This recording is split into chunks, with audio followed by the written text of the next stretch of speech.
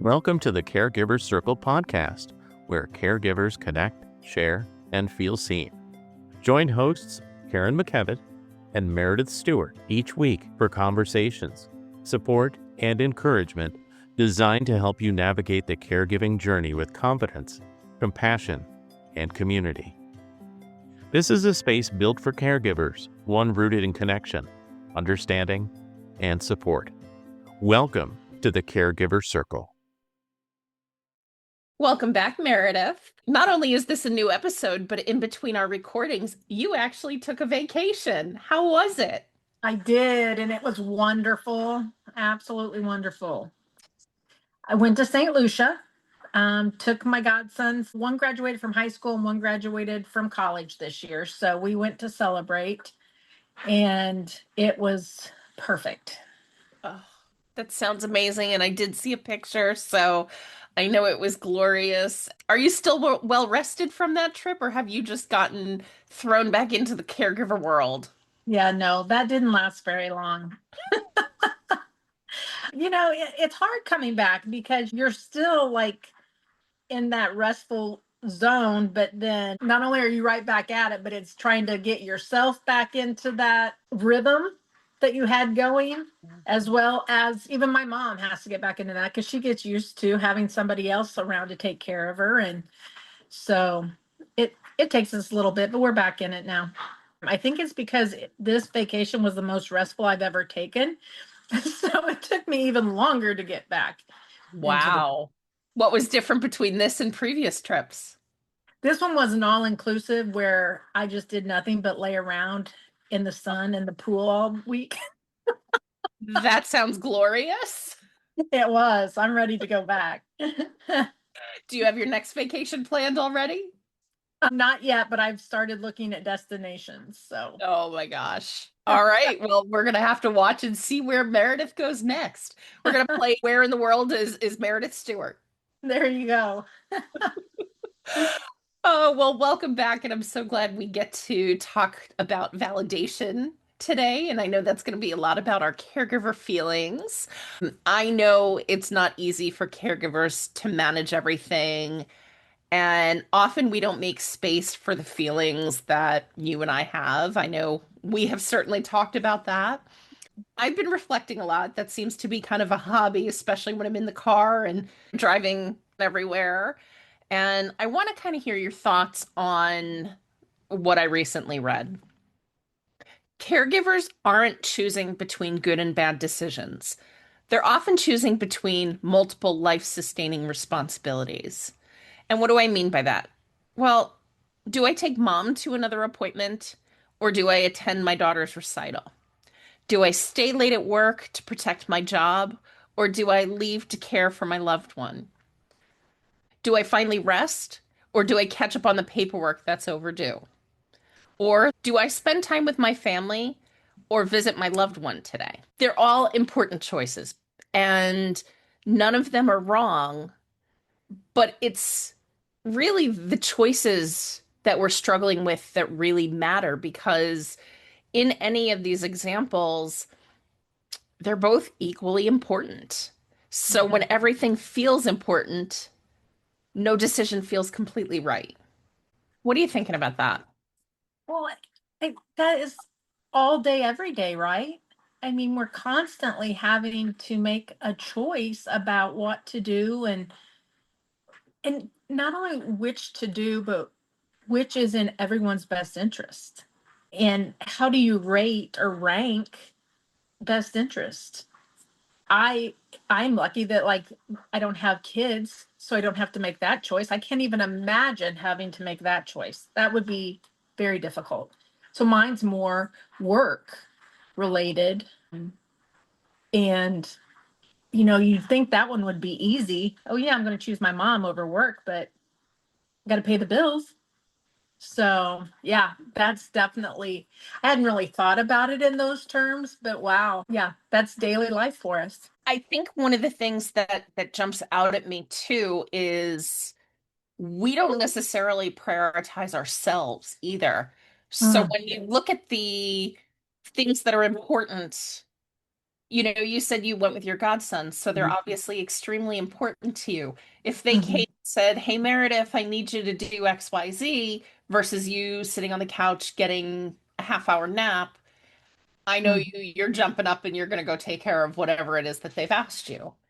So we don't prioritize ourselves because everything else is more important than that 5 minutes of rest when it actually really isn't even true. Right. Right. Yeah. How often do we, you know, I was sitting on the couch this morning drinking my coffee before work, and my thought was, I really need to schedule a mammogram, Mhm. you know? And it's like, that's one of those things that, do you take time out to do that? Or I need to, but where do you fit yourself in? I don't know. And that is the challenge every day. It's really interesting. We were chit-chatting right before we hit record, and I mentioned that our smoke detector went off at 2 in the morning. And it went off for no reason. So we're going to replace it this weekend because it's old, and that's probably what the problem was. It kept me up because now I'm worried. Why did it go off? And all of those fears and things we think about. It went off again 2 hours later. Oh, So well. the pattern starts again. And then we had about 5 or 10 minutes where it just wouldn't stop. It would stop, it would go on, it would stop, it would go on. And I'm trying to troubleshoot this, even as much as getting the ladder out, because naturally this is on our vaulted ceiling. And I had no choice but to prioritize me because I was about ready to collapse. Mm-hmm. But we shouldn't get to the point of collapsing in order to take care of ourselves. So it's such a challenge because obviously in the caregiving space, we're givers. We're Right. serving, and we're not really doing justice to ourselves because that to-do list is always growing. And Mm-hmm. I'm sure you and I both could look at our to-do list and go, yeah, there's at least 3 or 4 things that we've pushed off for Right. months because it just is the lowest thing on the priority list. I'm looking at dust on my desk. Yeah, it's Mm-hmm. probably going to stay there. It's really not that important until it drives me crazy. Yeah. So, not only did we have this kind of in our discussion, but in our Facebook group a few weeks ago, I had posted a question. The feeling I wish someone had told me was normal during caregiver was. And some of the responses were really interesting. One, the amount of unsolicited advice you receive. Two, to feel constantly alone and misunderstood. And then three, Meredith, I think this one was yours. Grieving what life was and what could have been. Mm-hmm. Yes, that was mine. And the weight of all three of those comments really kind of gets to the heart of everything we struggle with as caregivers. So I want to lean into this and have this be part of our conversation today. So many caregivers are afraid to admit that they're angry. They're not angry with the person they love, they're angry with the disease, the situation, the lack of sleep, and even angry at the life that changed. Mhm. You and I have certainly had this conversation about grieving and all of this. How does anger, I guess, how does that show up with you in your day to day, whether it's you realize it or not, or you come to the end of your week and all of a sudden you're just like, I'm just done. Well, and I think for me, the biggest thing with that is that piece of life having changed. And my mom oftentimes thinks that when I'm upset about things, that it's being angry at her. And I don't want her to ever think that, because I would never feel that way against her. But it's hard to not be angry. And it's something that I have to work on regularly, is not letting that anger look like it's anger at my mom. because that is not it. I know that it's okay for me to be angry and it's normal for me to be angry. And if I weren't angry about something in this situation, there's something wrong. But I just really have to make sure my mom doesn't think that it's anger at her, because I would never want that. I think I echo some of what you've said as well. And the word that I had to jot down so I wouldn't forget it was resentful. I Mhm. often find myself upset, not at my person. I love him dearly. I know life sucks on both sides. I can only imagine what goes on in his mind when he's sitting here thinking, this is how life was 8 months ago, and now it looks totally different. And it feels like there's this huge mountain to climb. Mhm. That said, on my side, I do get upset and angry with the extra chores that I need to do. Going back to the smoke alarm, why is it that this becomes my problem? Why is it that it becomes my problem to handle solo? Because I know there's no one else to handle it. Mhm. And I remember having to take my person to work, and I was so exhausted and fatigued because I think it was the adrenaline rush. It wasn't even the lack of sleep, but it was the added adrenaline. And I think most caregivers understand that when you're at like rope's end, it doesn't take all that much to throw you off, and you're in this state of fight or flight or whatever it's called. I always get that mixed up. And it wasn't that I was ever upset about my person and his inability to be able to do it. I was resentful that I was put in the situation to Mhm. have to handle it. Mhm. And I think that's the one thing I've been trying most to communicate to him, because I don't ever want the thought to be, this is your fault. Right. Right. I went through that with my brother and did get angry with him. And I was angry at him because his life was going on. His life didn't stop. And that was the point when I I knew that I had to go to therapy, because I never want to resent my mom or my brother. Never. And that is where I was headed because of it. And that helped immensely. Thankfully, I did, because I don't know where I'd be right now, because I was about to lose it on him. And that it's not his fault. He has a different type of job. He has to travel with his job and things like that. But it's those little things like that that in a quote unquote normal life wouldn't bother you. You wouldn't think twice about it.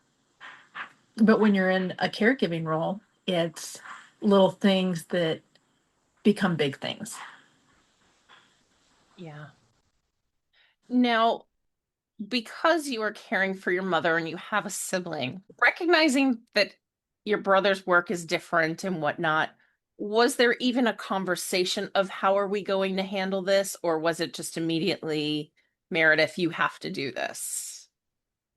The conversation was, she can go to a nursing home. My brother is not a caregiver. His alternative was, she can go to the nursing home, which we did. We had a really great nursing home that she was in for rehab and respite and things like that. But that was the extent of the conversation, because it wasn't in him to even consider being a caregiver. And I wasn't going to let that happen to her. It was just a difference in personality. So, And I can respect that. And it is a very tough position, and it can even be this whole male female balance. But, I do know that we have male caregivers out there, so I don't want to right. discredit their abilities or anything like that. It's really striking. And thank you for sharing that. It's not obviously not knocking your brother, but it's Hey. just very interesting because in my situation, there was no one else. Oh, yes. So Hmm. I'm always curious when you have another person, just how those conversations transpire. Hmm. Yeah, he has gotten better. I mean, he's still not a caregiver. The kid will never be a caregiver. That's just not who he is. But he has come around and he does take time off when I need to get away or when I have to be away for a night or two for work.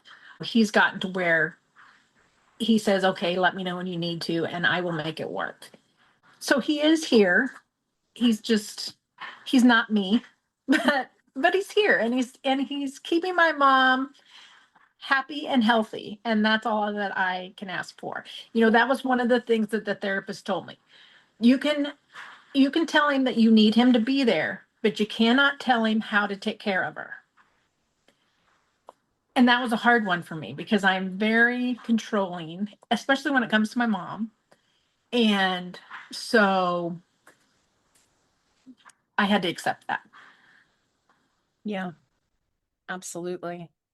And that Now, was probably the best advice I got, honestly. and I love that because I think that's a phenomenal reminder for everybody because honestly, I'm the same way. I like things done my way. I don't like other people changing my plans or the way I think they need to be done. And I like to say that I'm a recovering control freak, but the reality is I don't think I'll ever stop. Case in Mhm. point, my daughter's a really good driver. I know she's safe and she is very capable. But when I see her next week to bring her home, it's going to be immediately give me the keys and I'm driving. Mhm. And I don't care how well you know these roads, just give me the keys. It's just so much easier on my nerves. And it has nothing to do with her. And I've had to explain it to her. It's just mom needs to be in control of something. Right. Yeah. I want to look at some of what our Facebook friends have shared.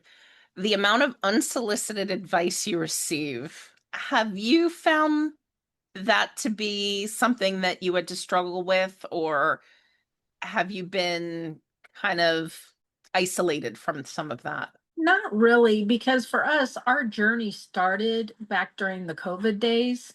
So we were pretty isolated due to that. So there wasn't really a lot of people around to give me any advice.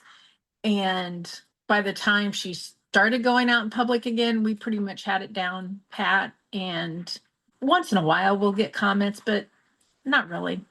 How about you?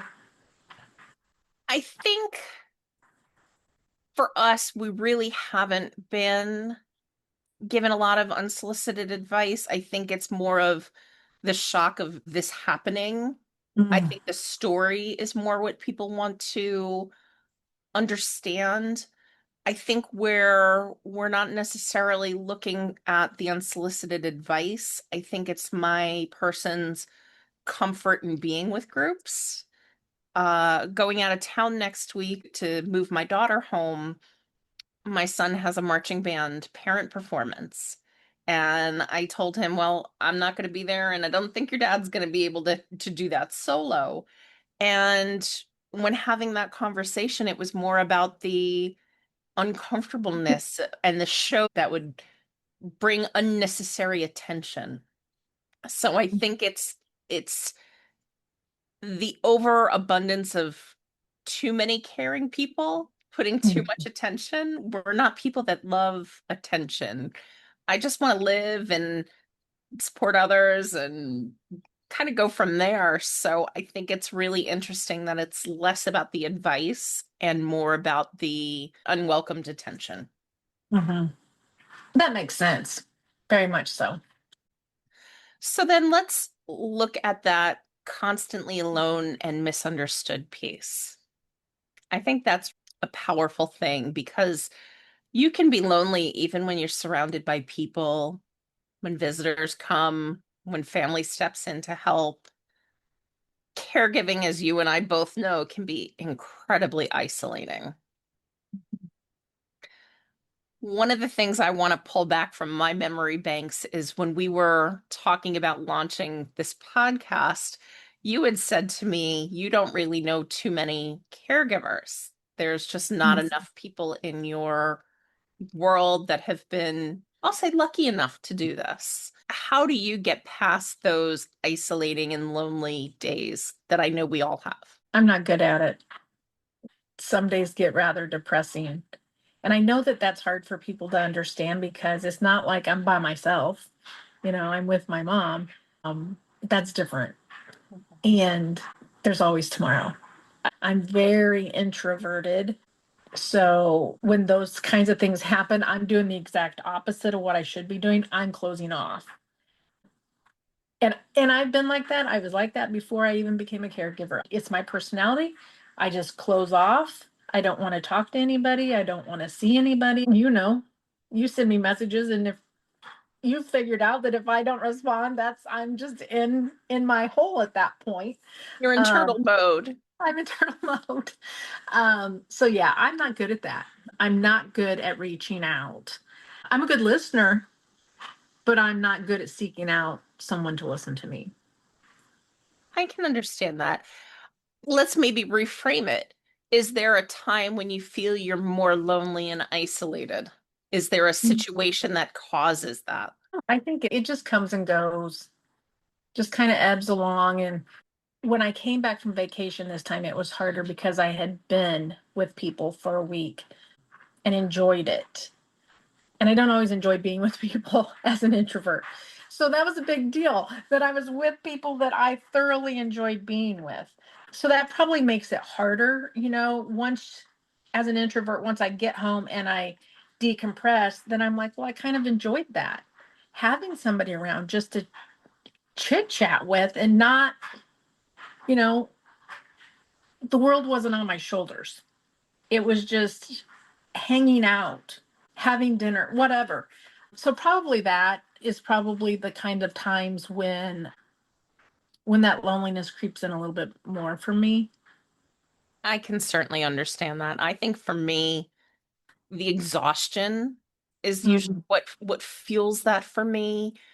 I know at the end of the day, there's a period of time I need to decompress.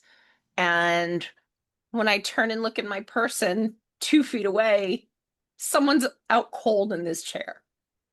And that's usually the point where I want to just say, okay, I'm ready to talk. I have feelings that I need to communicate with because if I keep them bottled in, that resentful word is going to come back out. And I Mhm. never, ever, ever want that. And it gets incredibly isolating when there's no one to talk to. And Mhm. yes, I can certainly, scroll through my phone and find my good friend Meredith, but I too don't Mhm. necessarily want to do the reach out to say, okay, this is what's going on. I am not a wallower, but I think sometimes I just want to wallow in it. Well, but don't you also think that we're very strong women and we don't like to admit we can't do it all? We don't want to admit, hey, we might need help here. You just hit it right on the head. Mm-hmm. You hit it on the head. Oh my goodness, I think that's exactly it. Mm-hmm. Yeah, it is very rare for me to tell anybody I need help. And I know when I've done it one time in a group chat with my friends, and I know I was in a bad place at that point because I just don't do that. I just don't. I'm too strong for that. I can take on the world. Absolutely, you can. And Meredith, I think that's exactly right. I think I don't want to admit that I need help. Mm-hmm. But this journey, at least for me, has taught me that I absolutely need help. And Mm-hmm. it drives me crazy when I have to call a handyman to do something. I had a plumber in last week and it was just easy stuff, but I wasn't going to attempt it. And the guy was great. He was like, "Oh, you're not giving yourself enough credit. This shower head," he's like, "that's easy." And I'm like, "Until I screw it up and then I'm calling you in tears because I broke it." And I have a friend coming over to fix the darn smoke detector this weekend because that's just not something I can do. And I've had to learn that I too have limitations, which is really hard, Mhm. really hard to admit. Mm.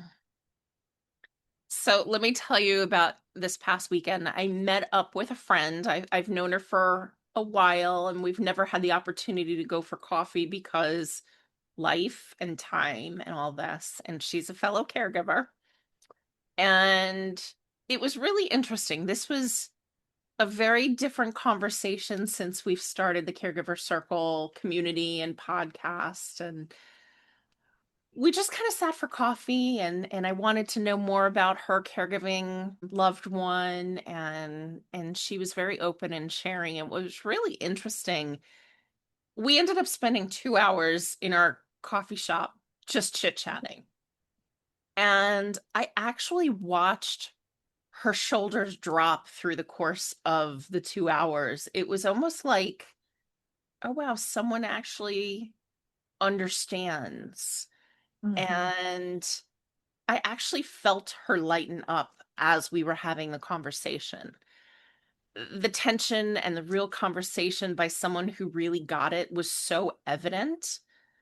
Mhm. So I know you and I are our safe person for each other, and we also have countless people we can go to. But I think for our listeners, finding that one safe person is so important, not because we're looking for them to fix something, but just someone who can be curious and say, tell me more. I think Mhm. every caregiver deserves at least one person who can listen to them without judgment. And if Mhm. you don't have that, asking your doctor if there's someone they can put you in contact, like another patient or something, um, that could help, whether it's a group or a patient caregiver or something. I mean, when I reflect back on that conversation, the physical changes in my friend was so remarkable.